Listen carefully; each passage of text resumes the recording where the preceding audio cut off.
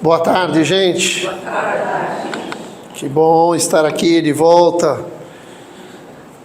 Que bom, né? E pedir desculpa, né, pela semana passada, porque confundi minha agenda, era para eu estar aqui na semana passada.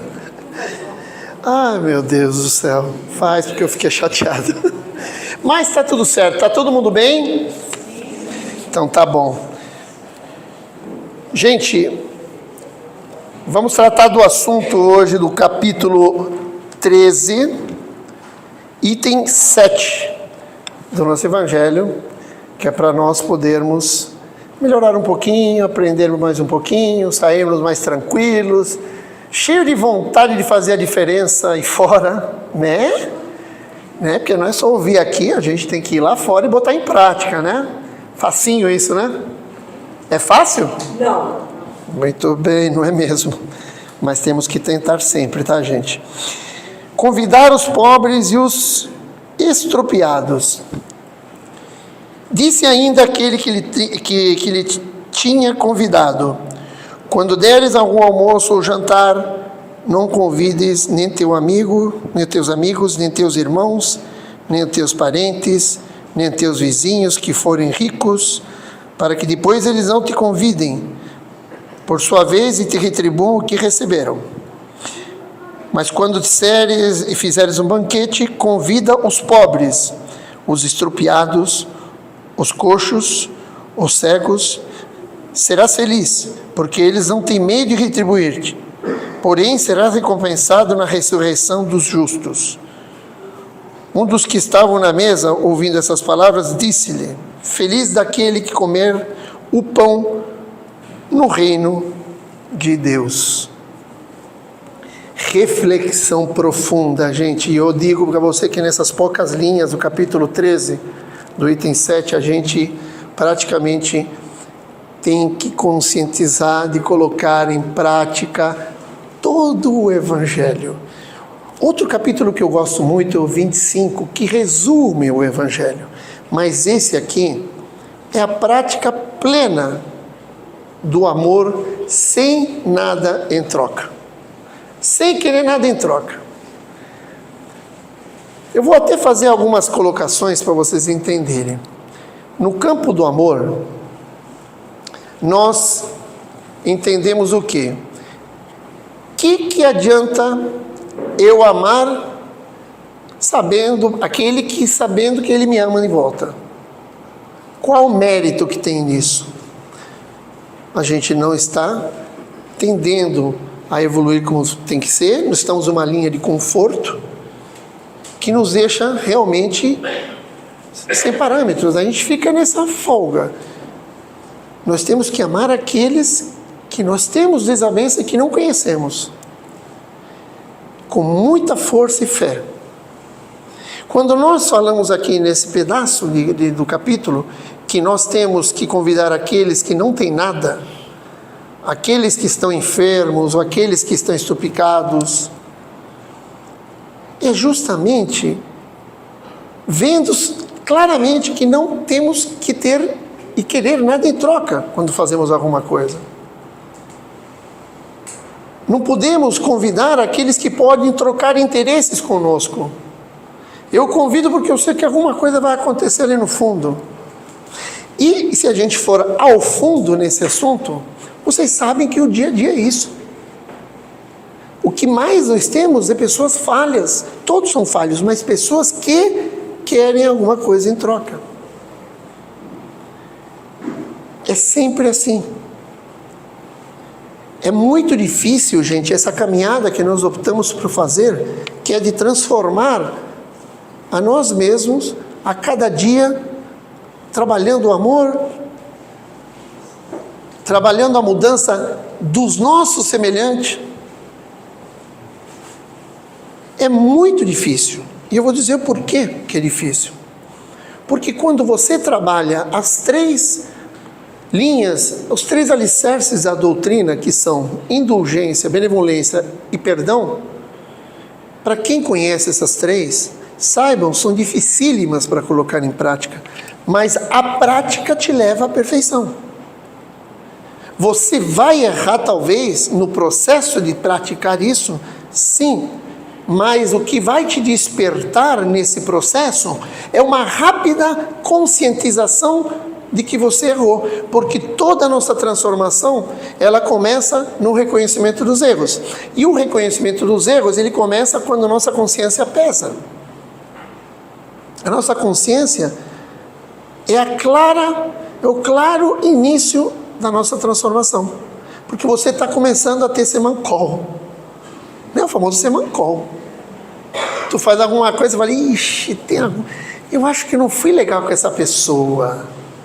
Quando isso acontece, trabalhar esses três pontos alicerces da doutrina não são mais difíceis. Eles levam um certo tempo, mas não são mais difíceis, porque você já esclareceu que você tem limites. E você, quando ultrapassa, são erros. Esses três alicerces, eles andam dentro de uma redoma de vidro chamada amor. Então, eu não consigo fazer nada nessas três se não tiver amor no meu coração. O amor no nosso coração não é aquele amor, inclusive até vamos deixar bem claro, o amar, a gente ainda não tem capacidade para entender o amor na sua plenitude. Nós vamos entender ao passar do tempo, do nosso crescimento como espírito eterno, em todas as camadas que nós vamos passar reencarnatórias. Isso nós vamos aprender um pouco. Mas o que nós hoje entendemos de amor, só para vocês terem uma noção, muita gente confunde com amor de marido e mulher, amor de namorado com namorada. E não é, gente. Isso é uma grande paixão. É uma paixão que acontece, é uma coisa... Eu vou dizer que é um amor pelo filho. Mesmo assim, o amar não se resume só ao filho. Se resume a um parâmetro muito abrangente, que é difícil de a gente conseguir chegar lá. Mas nós vamos chegar lá. Nós chegaremos lá. Todos aqui nessa sala chegarão lá. Agora cada um na sua velocidade. Por quê? A velocidade, ela é empreendida através da consciência, do trabalho. Eu não consigo entender, até para traduzir um pouco, se nós estamos num planeta Terra que é dificílimo de sobreviver, ou é fácil sobreviver aqui na Terra, gente? É fácil ou não é? Mais ou menos. Ah, então tá bom já, viu? Já está mais ou menos. Mas é difícil. Porque a vida, no seu campo material, nos cobiça. Nos derruba. Porque nós estamos no mundo materialista, onde nós precisamos sobreviver. E se a gente não tiver a consciência pura, sem desejos extravagantes, no viés do campo do orgulho, da arrogância, a gente consegue, mas senão a gente se perde, é muito mais fácil se perder. Todo dia bate uma conta na nossa casa, ou eu estou errado? Todo mês nós temos que pagar conta. Todo mês a gente reclama por alguma coisa. Todo mês não, é todo dia. Todo mês é um grupo de 30 reclamações no mínimo. Mas a gente acaba reclamando. Por quê? Porque nós passamos por dificuldades, nós passamos por contratempos, que na hora que a gente está no contratempo, na dificuldade, a gente fica pensativo, a gente questiona a Deus, achando que é Ele que está mandando esse castiguinho para nós. E não é verdade. Por isso que eu digo, quando nós adquirimos consciência, entendendo qual é o nosso objetivo e por que nós estamos aqui, quer dizer, aquele famoso, da onde eu vim, por que eu estou aqui, para onde eu vou. Em outras palavras, por que eu passo por problemas nessa encarnação? Por que tem, às vezes eu patino financeiramente? Porque às vezes eu não tenho paciência? Porque às vezes eu fico passando por... Às vezes eu tenho algum problema de saúde? Por que às vezes na minha família existe uma pessoa que tem um problema de saúde? Por que às vezes eu tenho um filho que tem um problema de saúde? Por que às vezes na família, no grupo familiar, existe um ser encantado com pimentinha, que é a ovelha negra da família, Todos, podem pensar, todos na família têm um ser igual a esse. Por que ele aparece no meu caminho na família? Quando você começa a fazer essas questões e não tem resposta, é porque você precisa aprimorar mais o conceito, precisa estudar mais, precisa ir mais afinco atrás de respostas. A doutrina espírita, gente, é uma fé raciocinada. Como eu vi a nossa irmã aqui falar, nós temos cursos. Ninguém faz provinha no curso, tá? Não precisa ficar com medo. Não tem chamada oral. Mas a gente vem para ler livros na base do Evangelho. O Evangelho é a principal ferramenta para nós. Através dele a gente ramifica alguns outros para terem um entendimento muito mais facilitado.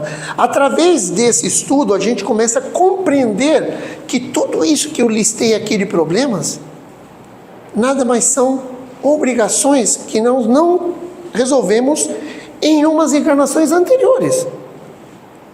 Inclusive, algumas de responsabilidades que não resolvemos nessa encarnação. Que nós continuamos errando, gente. Nós somos falhos. Não tem como dizer que, não, mas que isso, eu não erro. Desculpa. Se você fosse perfeito, você não estaria nesse planeta. Estaria no mais evoluído. Estaria no próximo nível, regeneração. Aqui, esse planeta, eu gosto muito de linkar isso, nós vivemos num hospital chamado Terra. No hospital só tem o quê? Doente. Eu sou doente. Todos aqui são doentes. Não, mas Rodrigo, você está aqui na frente falando para nós. Eu sou doente, vocês acham que eu não erro? Por mais que eu esteja aqui na frente tentando trabalhar, passar alguma coisa, trabalhando para Deus, para o Cristo, eu erro no dia a dia.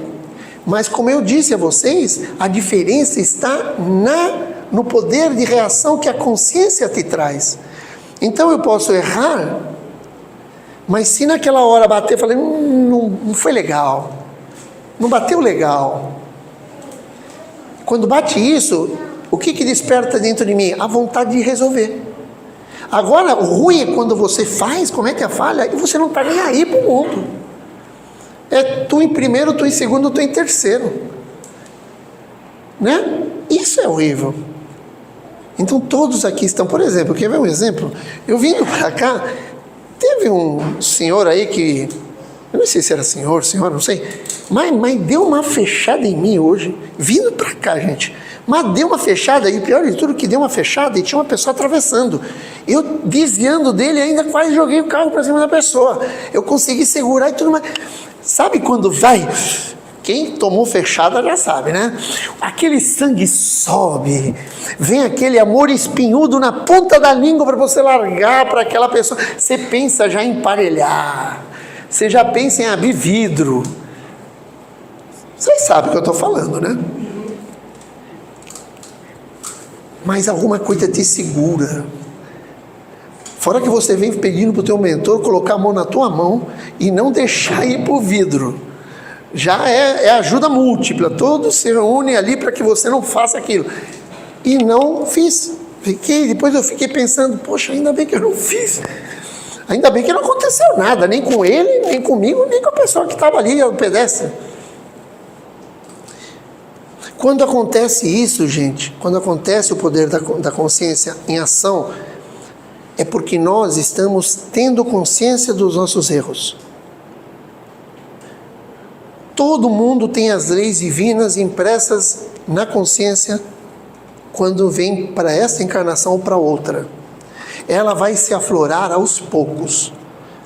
Principalmente quando ela inicia-se o processo desse espírito reencarnado nos 8 primeiros anos de vida como encarnado, aonde recebe os ensinamentos dos responsáveis, pai, mãe, avós, porque eles colocam no trilho, apresentam Deus, religião, filosofia, né? E aquela criança, ela se coloca num trilho, depois a partir dos 8 é a personalidade, né? Todo mundo sabe, né, que 8 anos é quando se começa a se manifestar a personalidade da criança.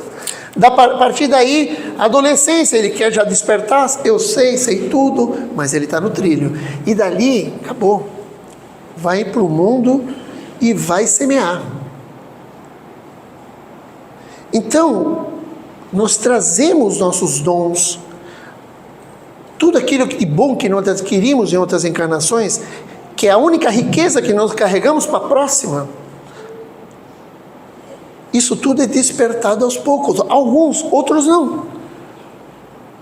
Quem aqui, por acaso, nunca teve vontade de fazer alguma coisa e nunca fez, mas sabe que se tivesse feito, estaria fazendo com o maior prazer?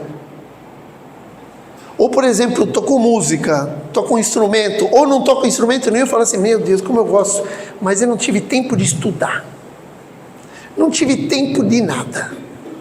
Ou na época meus pais não tinham condição. Mas você sabe que você gosta de música, você gosta às vezes de ficar ouvindo, ou talvez cantarolando. Isso é dom. Mas é que você não despertou 100%.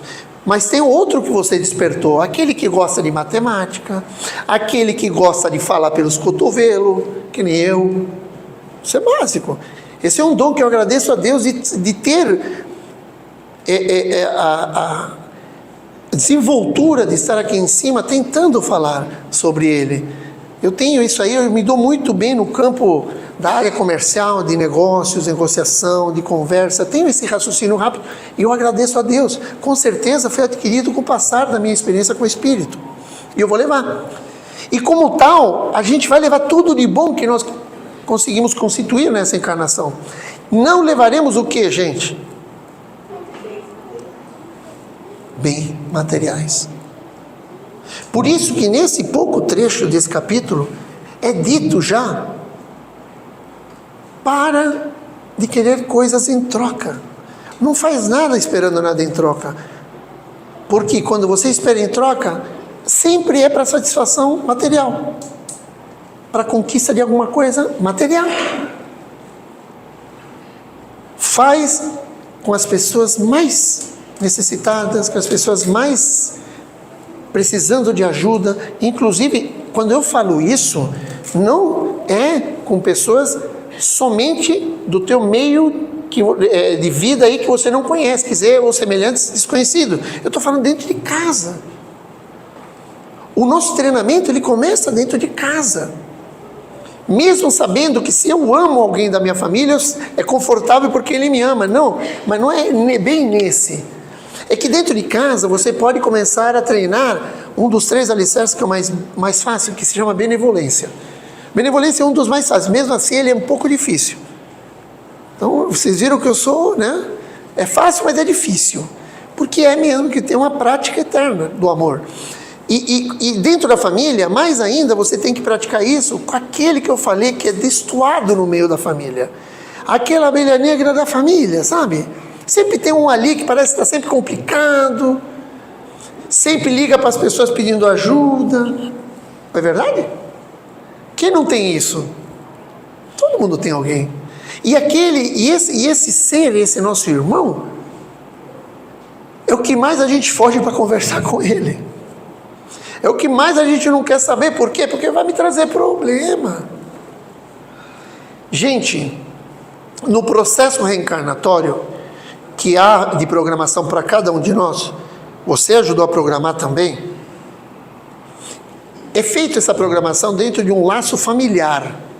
Laço familiar não quer dizer consanguíneo, quer dizer mesma vibe de amor e de entrelaço de pensamento e energia. Isso pode ser, por exemplo, com um amigo que você tem, muito chegado, ou amiga, e que você se dá bem demais. Você fala assim, poxa, parecemos irmãos. Tenha certeza que ele está nesse laço familiar quando você desencarnar. E ele já vem nesse laço familiar. E um dia ele pode estar no laço consanguíneo. Então, quando você desencarna, você vai, acorda, faz o check-in, check-out, acorda, beleza, eu sei do passado, do presente e do futuro, fica fácil, né? Mas beleza, você continua trabalhando, estudando, então melhora, beleza. Aí, recebeu a chance de vir encarnar novamente. Aí você está lá, já programou o que você quer ver, de acordo com o quê? Com a necessidade daquele grupo. Então, quando você vê que aquele ser, aquele irmão que é um problemático, ou aquele irmão que tem uma doença, ou uma deficiência física, olha para onde que eu estou indo, hein, gente? Quando você percebe que faz parte, por exemplo, o pai e a mãe que tem uma criança com alguma deficiência. Que linda encarnação essa! Linda! Para a criança, que ela escolheu tamanha encarnação para resolver coisas. E para os pais, que escolheram e aceitaram esta criança na programação como filho. Não é qualquer um que consegue. São poucos. Quando tem uma criança com deficiência, olha que coisa linda. Então todo o nosso processo reencarnatório, ele tem um porquê. Ele tem um motivo. Toda a programação é necessária para o nosso crescimento. Então treinem dentro de casa com seus, inicialmente, benevolência. Ao passar do tempo, vocês vão ver que isso aí se torna mais tranquilo. E aí vocês abrem um pouco o laço, o círculo, né? O raio de atuação. Começa a pegar já mais os amigos fora de família. Depois os colegas. E começa já a colocar em prática com os desconhecidos. Isso é o processo. Isso é um processo, uma escola. A vida é uma escola. Todo dia nós abrimos o nosso diário de vida. Como é que chama o diário? Como é que chama os diários aqui? Diário mesmo, né? Então, todo dia a gente abre o nosso diário, tem uma página em branco ali, chega no final do dia, ela está preenchida. Pelos nossos atos, tanto aqueles que a gente falhou, como os que acertou também. E esse livrinho, a gente leva embora. E aí a gente guarda as coisas boas para nosso desenvolvimento no trabalho como reencarnatório, e as outras que a gente falhou, a gente vai ter que reorganizar o barraco, colocar em prática ali no meio, botar na prateleira e falar assim, esse é primeiro, segundo, terceiro, vou resolver até o 10º. Vejo como é que eu tenho que fazer, qual é a necessidade de alguém na família, de que você venha numa posição diferenciada para poder ajudar esse ser, ou poder ser ajudado. E aí vamos que vamos para o processo reencarnatório. E quando a gente fala, meus irmãos, não colocou ainda. Quando a gente fala que temos que sempre olhar para aqueles que nada têm para nos oferecer, é porque ali o processo é verdadeiro e muito mais rápido. E é o que Deus e Jesus, quando esteve aqui, nos explicou. É o que vem escrito na terceira revelação, que é a doutrina espírita, que é a codificação espírita. Isso veio como uma oportunidade dada por Deus para que nós tivéssemos mais clareza dentro do que nós temos que fazer, o caminho a seguir. O Evangelho não tem outro caminho, gente. Não tem. Não adianta querer encurtar o caminho. O Evangelho é a nossa salvação, é a nossa mudança, é daqui. O resto é ramificado, não tem caminho curto. É daqui que vem a nossa mudança, lendo cada capítulo, estudando, pesquisando, vindo na casa, estudando na casa, botando em prática principalmente no dia a dia, porque não adianta também vir aqui toda semana na terça-feira às 14h30, né? Parabéns a vocês que vieram, porque vocês já estão dando um passo muito importante. Mas vem aqui e só volta na outra terça. E a vida continua. Não. Aqui é um posto de gasolina, a gente recebe uma injeção de gasolina e gasta ela lá fora, no dia a dia, com decisões melhores, principalmente, além de você, com os outros, amando. Então, quando você quiser fazer alguma coisa por você, faça pelos outros. Tenha certeza que esse é o caminho. É uma reflexão muito profunda, gente. Parece fácil o que eu estou falando aqui, porque às vezes eu vou falando e o irmão vai falando. E a gente vai falando junto. E fala muito, né? Porque as bocas no cotovelo não param de falar. Mas é porque gente. Não tem outro caminho. Não tem. Olhemos muito mais o que acontece ao nosso redor. Paremos de ser exclusivos nesse mundo. Paremos de achar que nós temos o entendimento de tudo. Que é isso, gente? A gente não tem o entendimento de tudo. Nós somos extremamente nós estamos engatinhando. Nós estamos no jardim pré. Ainda tentando absorver, mas nunca impossibilitado de absorver. A impossibilidade de você aprender é ditada única e exclusivamente só por cada um de nós. Porque Deus nos deu um presente em cada encarnação, que foi livre-arbítrio. Então, se eu não tomo uma decisão, é porque eu decidi isso para mim mesmo. Quero melhorar? Vou para frente. Quero me alimentar? Eu não tenho que dar um passo para ir trabalhar? Quero ter roupa? Eu não tenho que ir trabalhar para ganhar dinheiro para comprar roupa? Não é? Quero trocar de celular, de carro, comprar uma casa? Tem que trabalhar, não concorda? E como é que a gente não consegue entender que para a nossa transformação não tem que ter trabalho? Tem que trabalhar também. E é o trabalho mais duro ainda. Se o da terra é difícil, encarnado, material, imagina o espiritual, que requer transformação de muitos anos de coisas que nós precisamos resolver. Mas também não adianta, gente, você querer resolver tudo naquele momento, tá? No mesma encarnação, isso não acontece assim. Não dá. Eu faço uma analogia muito clara para todo mundo. Você pegar um pote de 200 quilos de peso, nós aqui conseguimos levantar 200 quilos? Não consegue, né? Nem tira do chão, né? Mas se eu pegar 5 quilos, eu consigo, não consigo? É assim que é a vida. Quando você tiver um conjunto de problemas que se acercou a você, em primeiro lugar, agradeça a Deus porque Ele aconteceu com você naquele momento, porque é aprendizado e faz para crescimento, é isso que tem que acontecer.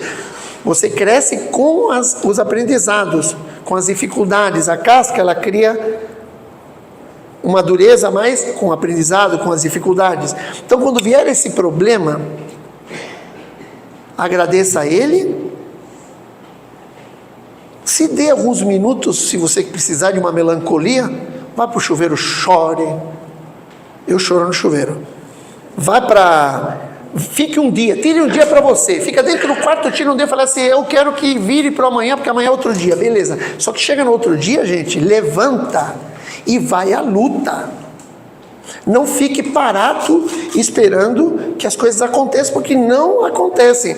Se você entrar no campo depressivo, nas dificuldades da vida, você, não é um problema, não vem, parece que vem todos ao mesmo tempo, porque é um campo energético que você cria aqui.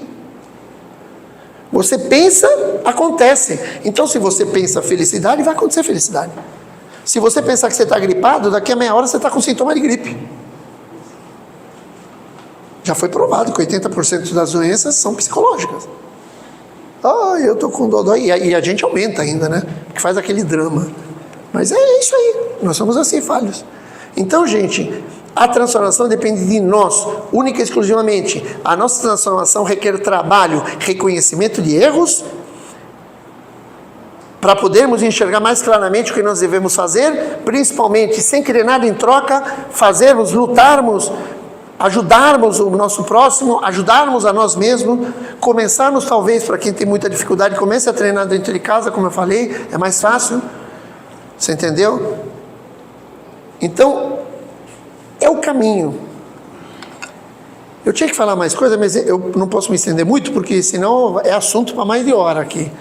A gente pode até ficar até as 4, se vocês pedirem, por ruim, mas não vamos ficar. Eu só quero desejar, gente, que a mudança de vocês seja a mais tranquila possível. De um irmão que está em pleno processo igual ao de vocês. De um irmão que precisou enxergar muitas situações antes de estar aqui com vocês. Mas de um irmão que diz a vocês, vale a pena. Vale muito a pena quando você decide começar. Porque se vocês querem experimentar o gosto 0.01 do que é a felicidade que não é desse mundo, aqui são lapsos de bons momentos, felicidade plena é lá no último nível, mundo divino. Mas se vocês quiserem experimentar um pouquinho, comecem a amar, porque o que vem aqui dentro, a leveza que você sente aqui dentro, vendo a satisfação de um outro irmão estar bem, ou de você ter feito a diferença por alguém, da tua família, o próximo, sem nenhum tipo de motivo, guardando isso, né, para você, não vai espalhar isso aí que você perde totalmente o mérito. Então, isso tudo fica aqui dentro e é uma sensação inigualável. Inigualável. Não se desespere. É assim mesmo a vida. Regrem ela com amor. Olhem para frente e vão à luta. Leiam o capítulo 13, item 7. Vão no YouTube, puxem lá, capítulo 13, item 7. Coloca o nome do item 7. Vão ter inúmeros estudos, inúmeras palestras de 5, 10, 15, meia hora, 1 hora. Não há por que dizer que não tem tempo. Nós temos tempo para pegar o celular e ficar vendo outras coisas. Então tira um pouquinho de tempo para transformar a tua vida. Em uma semana, 7 dias, tirar meia hora para você fazer um estudo em casa e sobrar outras 6 dias e 23 horas e 30 minutos, pelo amor de Deus. Então dá. É só força de vontade. É que nós temos muito medo de assumir responsabilidades. Não tenho tempo para fazer curso. Nossa Senhora, que péssima escolha, irmãos. Tentem fazer, vocês vão ver que é totalmente diferente daquilo que vocês pensam. E quando vem o resultado da tua tranquilidade, da tua visão um pouquinho mais ampla, você fala assim, nossa, tinha que ter começado mais cedo. É sempre assim. Tá bom? Alguém quer perguntar alguma coisa ou está tudo certo? Tudo bem? Agradecido a vocês por estarem aqui, porque vocês estão me ajudando demais. E como eu sempre finalizo, e piriri e pororó, acabou. Muito obrigado.